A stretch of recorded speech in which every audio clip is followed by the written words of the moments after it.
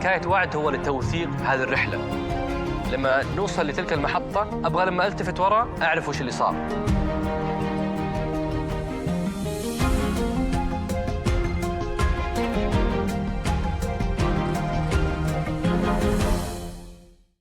اكتشفنا مثلا انه في جهتين تصرح لنفس الشيء، او جهه مثلا تصرح لشيء بس الجهه الثانيه تقول لك لا ما تقدر.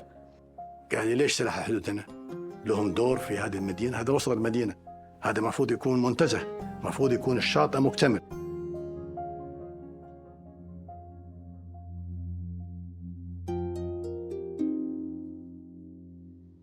1800 كيلو متر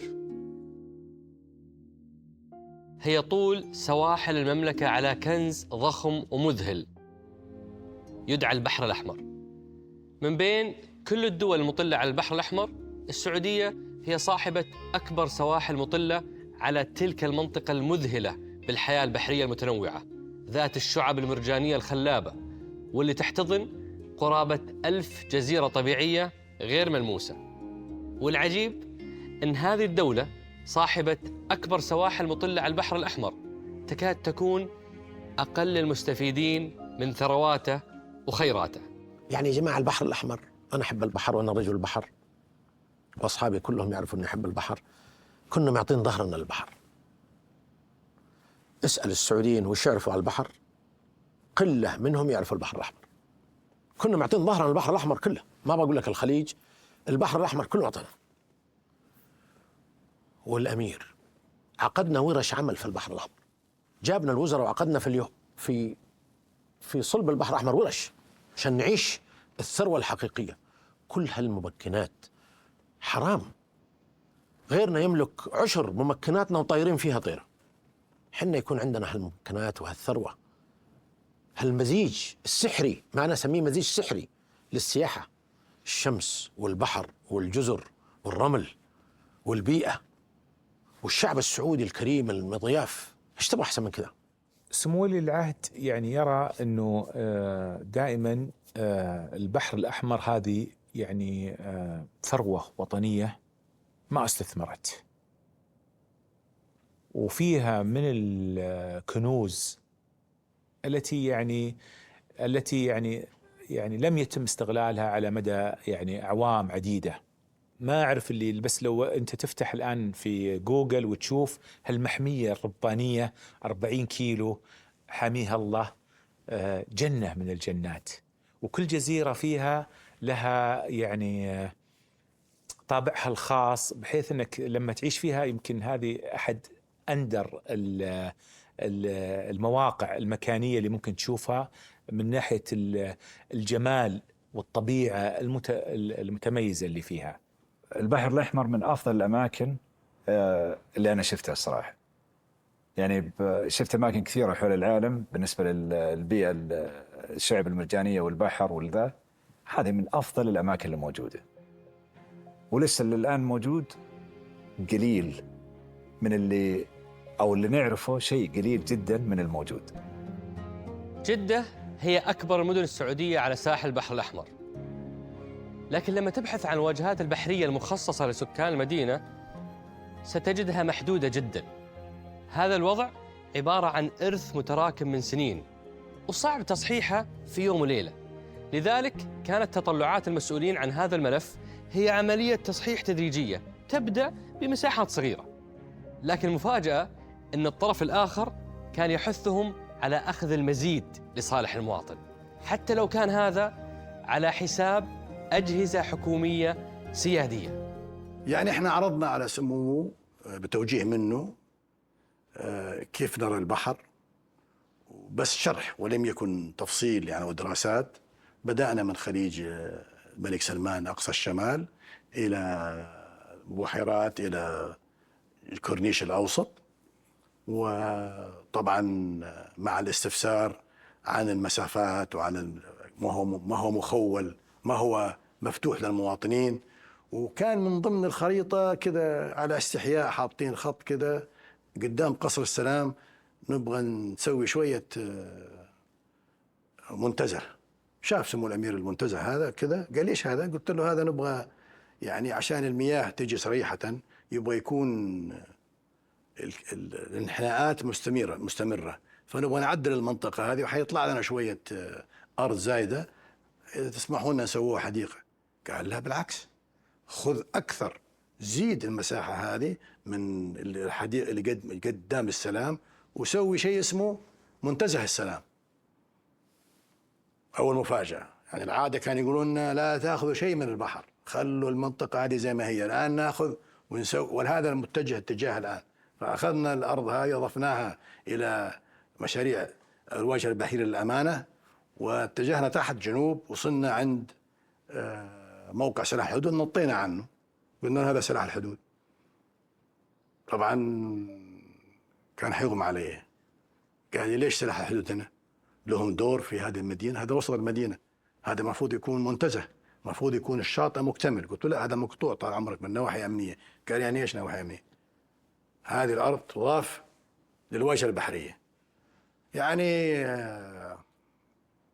ما صدقت، طالعت في الزملاء اللي معانا، ويعني ارجع اقول طال عمرك هذولا يعني صحيح كلامك؟ قلنا نستنى. نفس اليوم جانا التوجيه باستلام الموقع والتفاوض مع الزملاء في سلاح الحدود انه ينتقلوا الى مكان بعيد عن الواجهه البحريه. والحقيقه الان انضمت جزء كبير من الواجهه البحريه اليوم من الارض اللي هي جنوب فندق البارك حياة وغرب مقر الأمانة، أصبح الآن جزء من الواجهة البحرية الذي يدرس بتوجيه من سمو ولي العهد. يعني اليوم عندنا، يعني صراحة لا أنا ولا اللي معايا يعني متوقعين النتيجة هذه. هذه القيود والحدود طبيعي تكون موجودة أثناء التفكير والتخطيط لمدينة جدة العريقة، المدينة المكتظة بآلاف المباني والمأهولة بملايين السكان. لكن ماذا لو كان التفكير والتخطيط لبقعة جديدة خالية من أي قيود أو حدود؟ إلى وين ممكن توصل طموحاتنا؟ وش ممكن نصنع في مكان بجمال وعظمة جزر البحر الأحمر؟ كيف ممكن نتعلم من محاولات التطوير السابقة اللي لم يكتب لها النجاح؟ كل الأسئلة السابقة ممكن نلاقي إجاباتها في كواليس أول اجتماع نوقش فيه مشروع البحر الأحمر. الاجتماع اللي استمر قرابة 20 ساعة، ناقشوا فيها دراسات الجدوى البيئية والاقتصادية، ناقشوا اختيار الجزر، وناقشوا حتى أعمار أعضاء المجلس الاستشاري. أول اجتماع عقد لمشروع البحر الأحمر كان في طنجة في المغرب، ودعينا نتوجه إلى طنجة، كان طويل العمر موجود هناك وسمو سيدي، ورحنا جلسنا يومين، وأول اجتماع وعرض عليه الأفكار اللي بدايتها عن المشروع، يعني الجزر، عدد الجزر، كيف نتجه، هل يعني نستثمر في كل الجزر أو بعض الجزر. عرضت علينا موضوع إنشاء الأدفايزري بورد للبحر الأحمر، المجلس الاستشاري، يعني ومواضيع مختلفة. يعني أذكر كنا ندخل الدنيا نهار ونطلع الدنيا نهار، هذا اللي أذكره. فكل هذه الطموحات والتطلعات اللي كانت عند سمو الأمير بدينا على تنفيذها. كيف نقدر نحط الخطط الكاملة والواضحة ومناقشة الخطط هذه. يعني ما هو يجي الأمير يقول هذا الهدف وأنتم سووه، لا، يدخل معنا في التخطيط، ولازم الكل يقتنع هل هو هذه الخطط الصحيحة ولا لا. يعني أذكر مثلا في مشاريع كثيرة كانت سابقا وللأسف لم تنجح. السبب الأساسي الأول أنه كانوا يبتدوا في الماستر بلان، أنه شكل المكان يكون جميل، بعدين لما يبتدون يسوونه تطلع كل الأخطاء وتطلع المشاكل وما تنجح معظم هذه المشاريع، أو ما نجحت معظم هذه المشاريع. اللي سويناه تحت قيادة سمو الأمير في صندوق الاستثمارات العامة، بدينا في التخطيط ونجلس نسوي feasibility studies اللي هي دراسات جدوى الاقتصادية، جدوى البيئية، من كل أنواع دراسة الجدوى نسويها وندخل في كل التفاصيل هذه. فلذلك مثلا مشروع زي نيوم أو القدية أو البحر الأحمر أخذ فترة طويلة في التخطيط، إلى أن نقدر نوصل إلى الفاينل ماستر بلان. وكانت أول اجتماع للمجلس سمو الأمير بالنسبة لي كان يعني شبه إعلان المسيرة، إعلان بداية الرحلة. والنقاشات كانت عميقة جدا يعني من كل صنف، وبكل صراحة كان يقود النقاش سمو الأمير. من ذكرياتي ذيك الليلة وإحنا نناقش كنا نستعرض أسماء وصور المجلس الاستشاري، الصور والسي في حق كل واحد، والنقاش كان مفتوح تماما. وحتى سمو الأمير اقترح في وسط النقاش، قال لا حطوهم وكل واحد يعطي علامة على أساس يكون يعني الايفالويشن يعني بدون أي تأثير، لا تقولوا، كل واحد يحط العلامة اللي حقه وبعدين نستعرضها. فجاء وقت هذا كم حصل علامة، الشخص هذا فلان. فكان في واحد أتذكر من المرشحين ياباني أنا ما اخترته، لأنه يقول من اللي ما، فقال ليش ما اخترت يا نظمي؟ أحس إنه يعني كبير في السن يعني ونحتاج إلى دماء. قال لي كم عمرك أنت؟ سؤال في الصميم. قال لي كم عمرك أنت؟ أنا كان عمري أيامها 63. قال لي تدري هذا عمره كم؟ 61. ترى ما هو أعمار، ترى معرفة وعلم. فأنت اعتبرته كبير وأنت أكبر منه. فكان يعني on the spot، طبعا ما أعطاني فرصة. قال يعني حجتك ضعيفة والضعف فيها أنت شخصيا. فكان نقاش منفتح جميل يعني، طبعا ما كان فيه أي إحراج ولا شيء. رحت لسمو الأمير في واحدة من إجازاته الخاصة، وإذا ما كنت غلطان أنا ومعالي أحمد الخطيب رحنا عند سمو الأمير. كانت عندنا الخرايط حقت نيوم والخرايط حقت البحر الأحمر وخرايط القدية، وكنا جالسين على الطاولة، أنا أحمد هنا وأنا هنا وسمو الأمير طبعا مقابلينه. وكان يقول هنا نبغى نسوي الشيء هذا وهنا نبغى نسوي الشيء هذا. فكنت أكتب أنا بخط يدي على الخريطة. بعد ما خلصنا من الكتابة والتصور بشكل عام، قلت لسمو الأمير هذا مناسبة تاريخية فلازم تكتب شيء وتوقع عليه. وبالفعل كتب عليها ووقع عليها. ذاك اليوم ذكرته في الموضوع هذا، وإن شاء الله أنه بتكون هذا الخرائط في المتحف الوطني بنحطها. شركة البحر الأحمر للتطوير أصبح اسمها اليوم شركة البحر الأحمر الدولية، واستحوذت على مشروع أمالة، الوجهة البحرية فائقة الفخامة اللي أعلنت السعودية عن تطويرها على سواحل البحر الأحمر. يضاف لهذا الاستحواذ إعلان شركة البحر الأحمر الدولية خططها لتطوير 10 مشاريع أخرى على كامل ساحل البحر الأحمر، من أقصى الشمال وحتى أبعد نقطة في الجنوب. وكل تلك المشاريع سيكون محور اهتمامها الأول هو الحفاظ على بيئة البحر الأحمر التي لا تقدر بثمن. Whereas Red Sea is very much focused on sustainability and environmental considerations, and it's about ecotourism and nature, Amal is very much more focused on well-being. We're going to create certainly the regional hub for well-being. This is going to be the place to go to if you want, well-being. So be it physical, mental, cosmetic, you name it. This is the place to go. So very different focus to that of the Red Sea.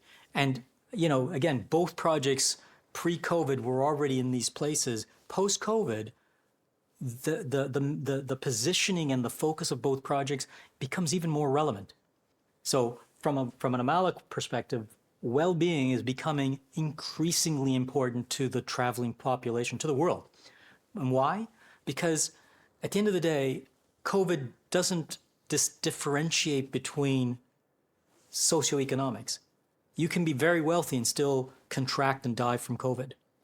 What made a difference to people through the COVID period is their health.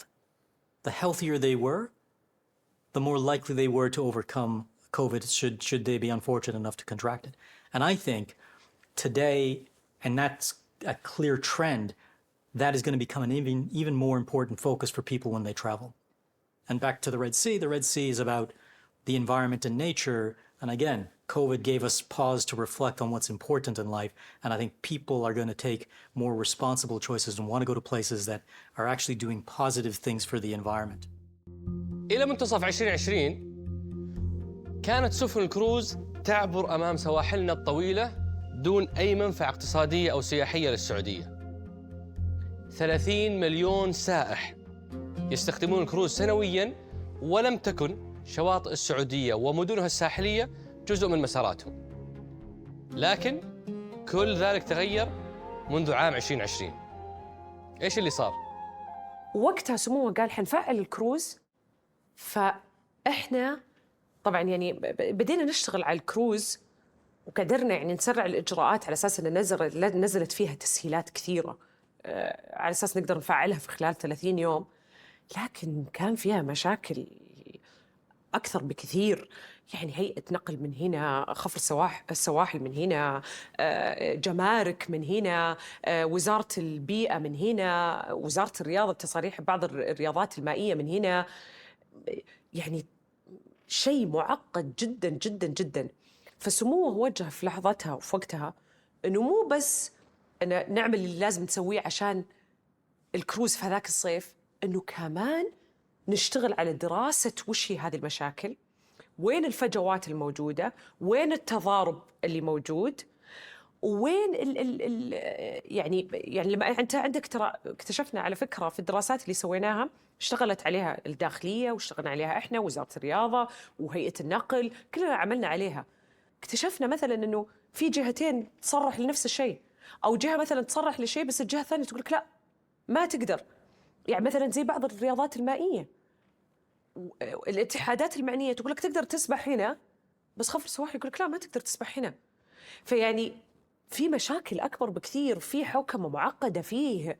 فوجه سموه أن نبدأ بدراسة المشاكل هذه وإيش أفضل آلية لحلها، وش أفضل آلية للحوكمة هذه. هل هي إنشاء جهة معنية توحد الحوكمة وتتأكد وتمكن هذه الأنشطة وتشرع الفجوات اللي موجودة؟ وفعلا طلع بهذا الاقتراح وعملنا على ذلك. فنظرة سموه دائما للمواضيع ما هي فقط يلا نحل الموضوع الحين ونسهلها إجراءاتها بشكل استثنائي وبس، لا، نسهل الحين عشان نقدر نوفر، بس في نفس الوقت على المدى الطويل نعدل الحوكمة، نعدل الاستثمار، نعدل البنية التحتية، نعدل الإجراءات، نعدل التشريعات، على أساس نعمل على ونكون بيئة عمل وبيئة تناسب طموحاتنا. السعودية اليوم قررت تستقبل البحر الأحمر بوجهها بدل ما كانت معطيته ظهرها. السعودية أسست شركة لتصنيع وتشغيل سفن الكروز، بدأت نشاطها بالفعل قبل 2 سنين. والسعودية ضاعفت الاستزراع السمكي في البحر الأحمر من 30,000 طن إلى 100,000 طن سنوياً.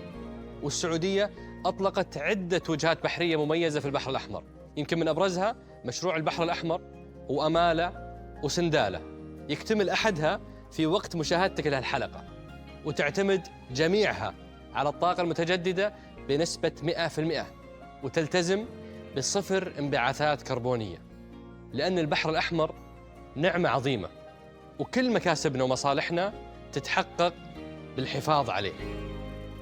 أنا ما أعتقد أن فوت مصالح اقتصادية وجزر البحر الأحمر من أجل البيئة، لأن الجزر البحر الأحمر جمالها هي البيئة. يعني السائح لما يجي يروح جزر البحر الأحمر سواء سعودي أو غير سعودي يريد أن يستمتع بالبيئة، يريد شاطئ نظيف، يريد شعاب مرجانية حية، يريد مياه نظيفة، يريد ثروة سمكية جيدة. إذا دمرت البيئة أنت دمرت كل فرصك في السياحة.